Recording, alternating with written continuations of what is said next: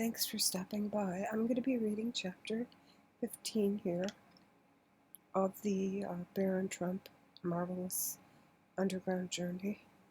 I've got a little bit of a cough, so you're going to have to excuse me. I've got a cough drop in my mouth to keep me from having a fit, a coughing fit. So let's get started, okay? The guard at the Silver Gateway, what they were like, our reception by them. I make a wonderful discovery, the world's first telephone. Bulger and I succeed in making friends with these strangers. A brief description of the Sodopsies,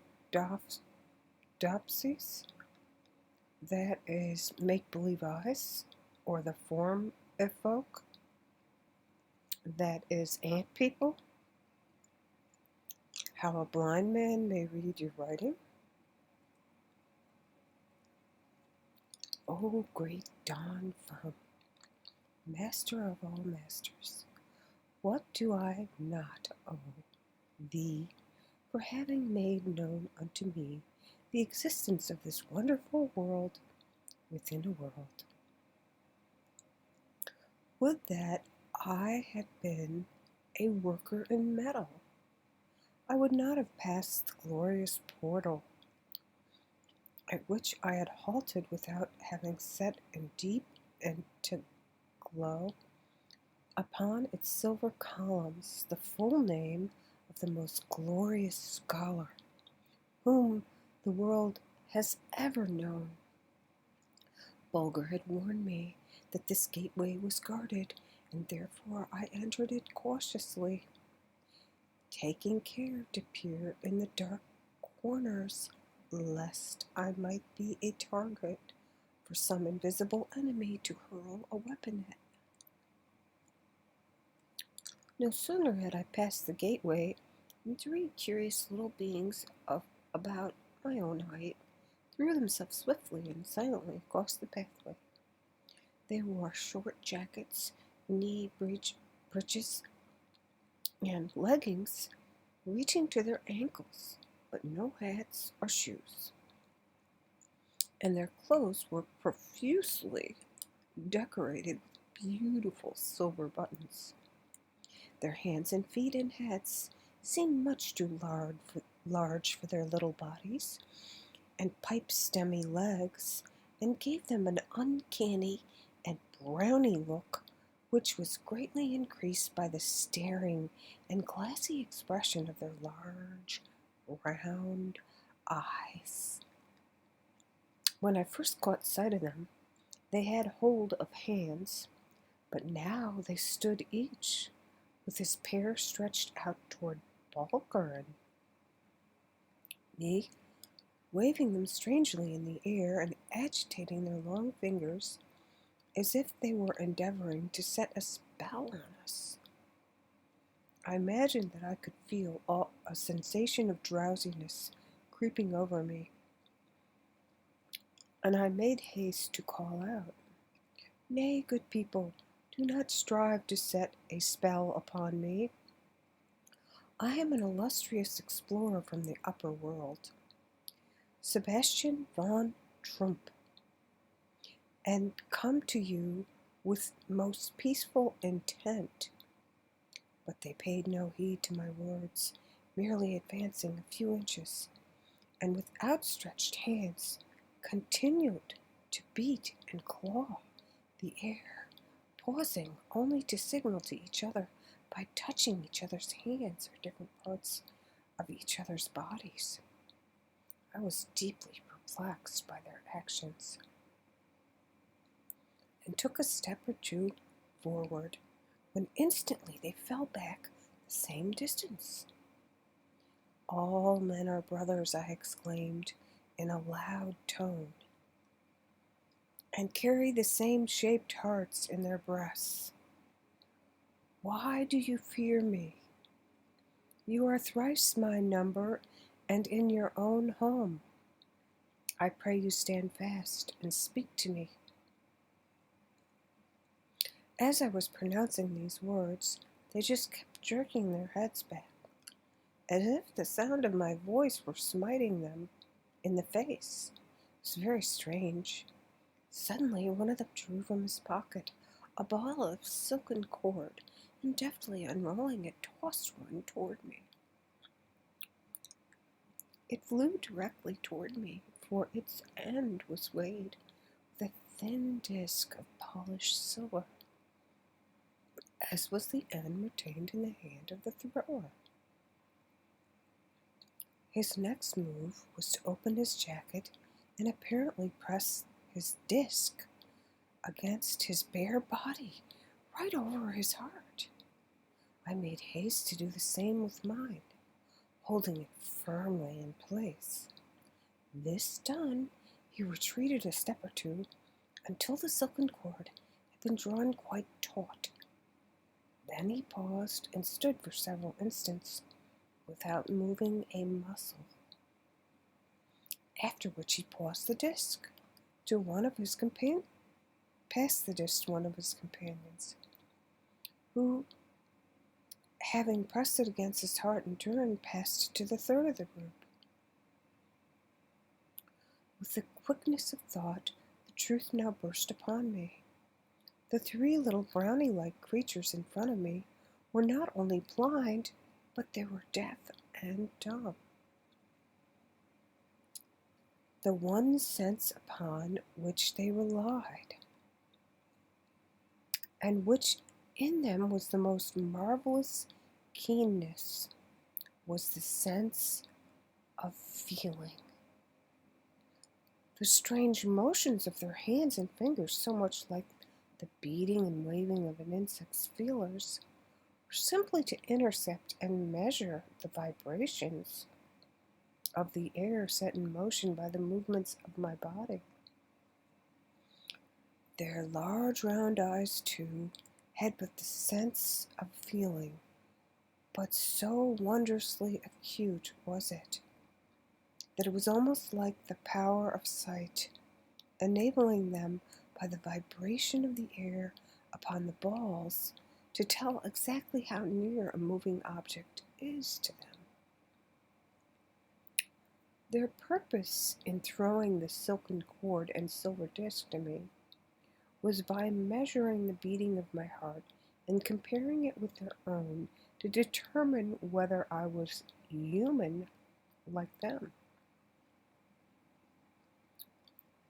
Judge of my astonishment, dear friends, upon seeing one of their number point to the silver disc, and by means of sign language give me to understand that they wanted to feel the heart of the living creature in my company.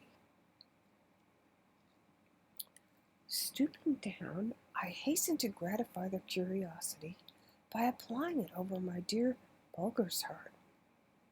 At once there was an expression of the most comical amazement depicted on their faces as they passed the dish from one to the other and pressed it against different parts of their bodies, now against their breast, now against their cheeks, and even against their closed eyelids.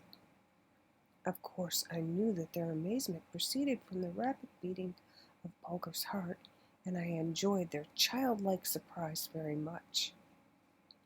All expression of fear now vanished from their faces, and I was delighted with a look of sweet temper and good humor that played about their features, now wreathed in smiles. Slowly and on tiptoe they drew near Bulger and me, and for several minutes amused themselves mightily by running their long, flexible fingers hither and thither over our bodies. It did not take them long to discover that I was to all intents and purpose a creature of their own kind, but not so with Bulger. Their round faces became seamed and lined with wonder as they made themselves acquainted with his, to them, strange build, and ever and anon, as they felt him over, would they pause, and in lightning-like motions of their fingers on each other's hands and arms and faces exchanged thoughts, as the wonderful being which had entered the portal of their city. Oh my gosh, I'm so sorry. No doubt it's a mixture of a cough and a sneeze together. Okay, sorry. No doubt you are dying of impatience, dear friend, to be told something more definite concerning these strange people among whom I had fallen. Well, know then that their existence had been darkly hinted at in the manuscript of the great master, Don Thumb. I say darkly hinted at, for you must bear in mind that Don Thumb never visited this world within a world, that his wonderful wisdom enabled him to reason it all out without seeing it, just as the great naturalists of our day, upon finding a single tooth belonging to some gigantic creature which lived thousands of years ago, are able to draw complete pictures of him. Well, these curious beings who City Bulger and I are entered are called by two different names in Don Thumb's wonderful book. In some places he speaks of them as the pseudopsies, or make-believe eyes, and in others the formifolk, or ant people. Either name was most appropriate, their large, round, clear eyes being really make-believe ones, for, as I have told you, they had absolutely no sense of sight, while, on the other hand, the fact that they were deaf, dumb, and blind, and lived in underground homes, made them well entitled to the name of ant people. In a few moments the three pseudopsies had succeeded in teaching me the main principles of their pressure language, so that I was, to their great delight, enabled to answer a number of their questions.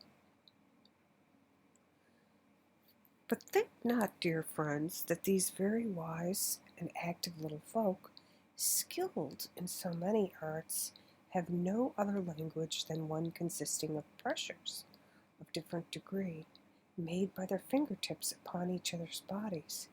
They had a most beautiful language, so rich that they were able to express the most difficult thoughts, to give utterance to the most varied emotions. In short, a language quite the equal of ours in all respects, save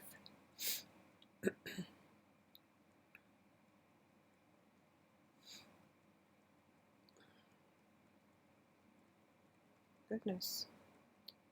One, it contained absolutely no word that could give them the faintest notion what color was. This is not to be wondered at, for they themselves neither had nor could have even the faintest conception of what I meant by color. So when I attempted to make them understand that our stars were bright points in the sky, they asked me if I would prick my finger if I should press upon one of them. But you doubtless are anxious to know how the formifolk can possibly make use of any other language than that of pressures. Well, I'll tell you. Every pseudopsy carried in his girdle a little blank book, if I may so term it, the covers being of thin silver plates, variously carved and chased as the owner's taste may prompt. The leaves of this book also consist of thin sheets of silver, not much thicker than our tinfoil, Also fastened to his girdle by a silken cord hangs a silver pen, or rather a stylus. Now, when Sudopsi wishes to say something to one of his people, something too difficult to express by pressures of the fingertips, he simply turns over a leaf of the silver against the inside of either cover, both of which are slightly padded, and taking up his stylus, proceeds to write out what he wishes to say. And this done, he deftly tears the leaf out and hands it to his companion, who, taking it and turning it over, runs the wonderfully sensitive tips of his fingers over the raised writing and reads it with the greatest ease, only of course he reads from right to left instead of from left to right, as it was written. So hereafter, when I repeat my conversations with the former folk, you will understand how they were conducted. Well, thank you for listening. Next time we'll read chapter 16. Sweet dreams. Bye-bye. Nighty-night. Sleep tight.